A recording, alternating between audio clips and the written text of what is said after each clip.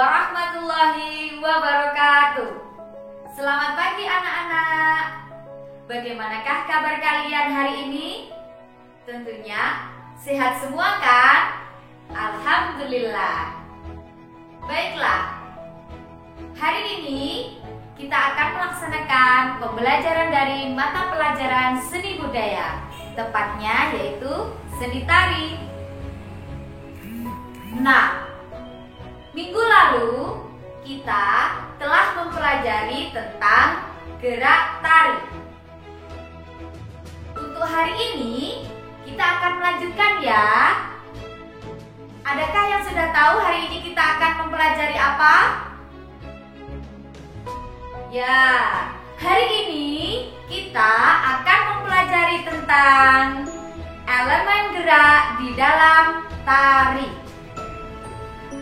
Nah, adakah yang sudah tahu apa yang dimaksud dengan elemen gerak dalam tari?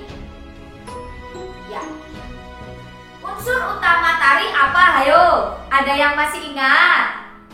Iya, benar. Unsur utama tari itu adalah gerak. Nah, jadi elemen dalam gerak tari itu adalah sesuatu perasaan yang diungkapkan dalam tarian tersebut. Nah, di dalam elemen tari itu ada berapa elemen? Ya, di dalam elemen tari itu ada 3. Yang pertama apa?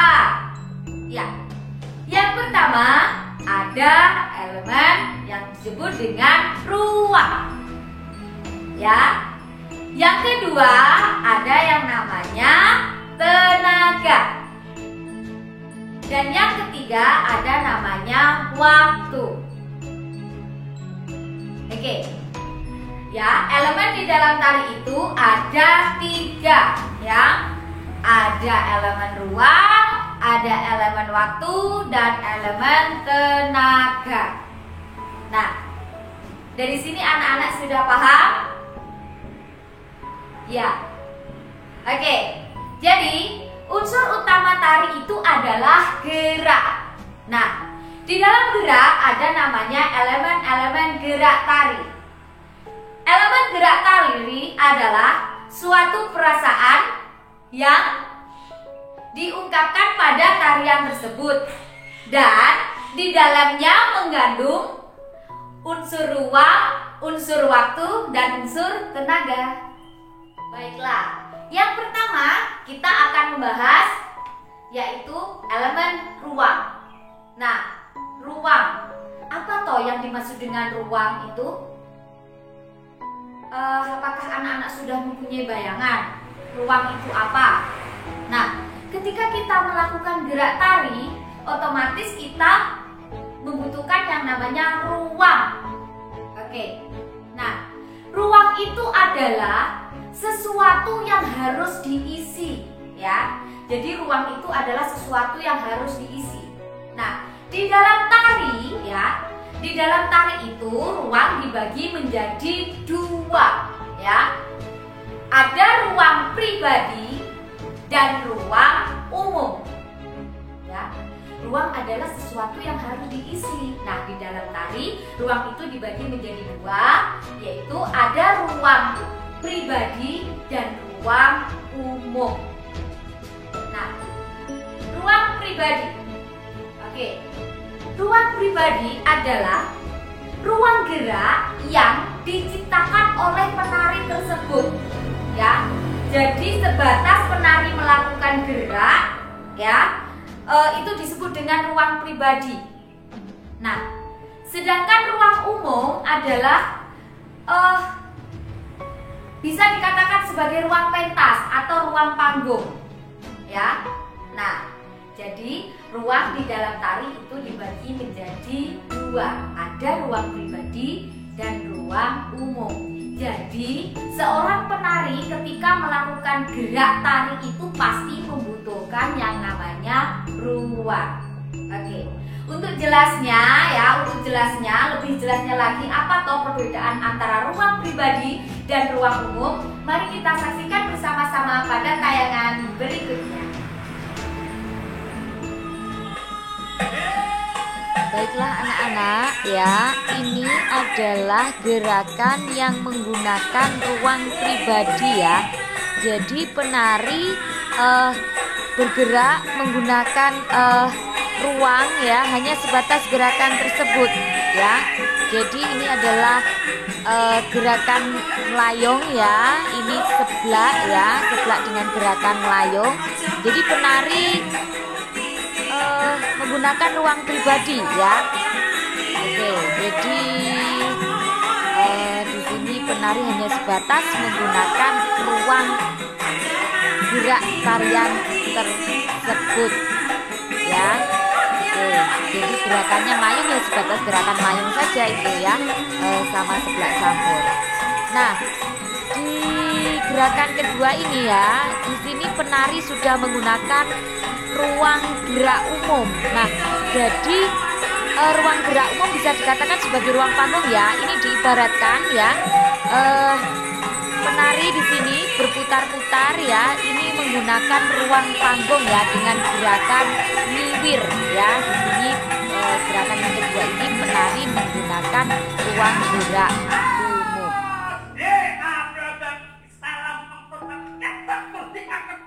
Nah, dari tayangan video tadi sudah bisa dipahami ya anak-anak, apa itu perbedaan ruang pribadi dan ruang umum di dalam gerak tari.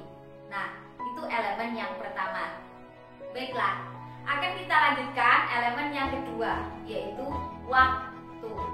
Nah, ketika kita bergerak, ketika kita melakukan tarian, otomatis kita membutuhkan waktu ya. Yang pertama jelas kita membutuhkan ruang ya, baik itu ruang pribadi ataupun ruang umum ketika kita melakukan perpindahan tempat. Nah, dalam melakukan gerak ya, dalam melakukan gerak otomatis itu ada waktunya ya. Misalnya dari gerak satu ke gerak selanjutnya, ini pasti membutuhkan waktu. Nah, waktu itu berhubungan dengan ritme dalam tubuh kita, dalam gerakan kita ya, atau cepat lambatnya ya, cepat lambatnya gerakan yang kita lakukan dalam sebuah tarian. Jadi waktu itu berhubungan dengan ritme, juga berhubungan dengan tempo. Nah, sekarang ibu tanya, misalnya kalian melihat pertunjukan tari, tariannya itu lambat terus, misalnya cepat terus ya, misalnya sedang terus. Apakah kalian tidak bosan dengan melihat pertunjukan tari tersebut? Nah, fungsinya waktu di dalam tari itu untuk menciptakan suatu dinamika ya, sehingga pertunjukan tari itu nanti menghasilkan sesuatu karya yang indah. Oke, nanti kita akan lihat pada tayangan video ya yang akan diputarkan ya, bagaimana toh perbedaan menggunakan tempo yang lambat, ataupun tempo yang cepat. Nah, dari sini sudah paham anak-anak? Oke. Untuk hari ini kita membahas ya tentang elemen gerak tari, ruang dan waktu. Oke? Untuk jelasnya kita lanjut ke tayangan video berikutnya.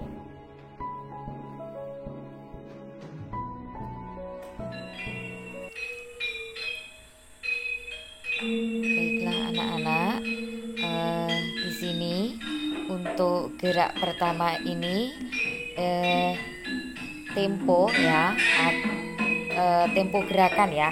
Tempo gerakan di sini menggunakan tempo sedang. Jadi ini adalah salah satu tari pendet ya, tari tradisional dari daerah Bali.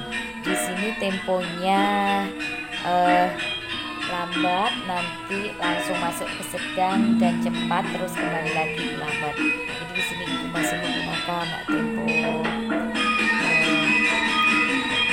sedang ya, sedang atau lambat. Oke, di sini ibu langsung masuk ke tempo, ini mau masuk ke cepat ya, tempo cepat, lambat, lambat, lambat. Nah, ini Ibu menggunakan tempo cepat ya.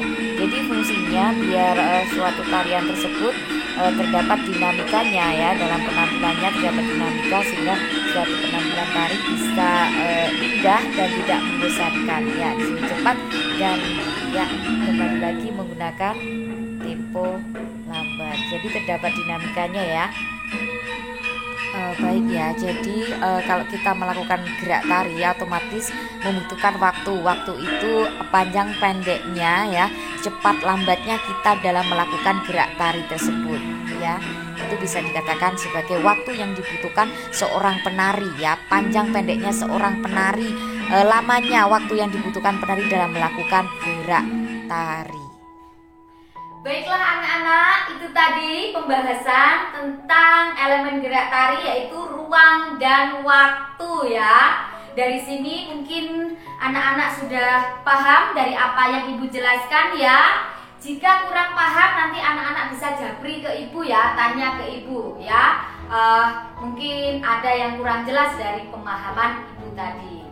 Baiklah anak-anak, untuk materi hari ini Ibu akhiri cukup sekian ya. Walaupun kalian di rumah tetap semangat ya, semangatnya ditambah lagi untuk belajar.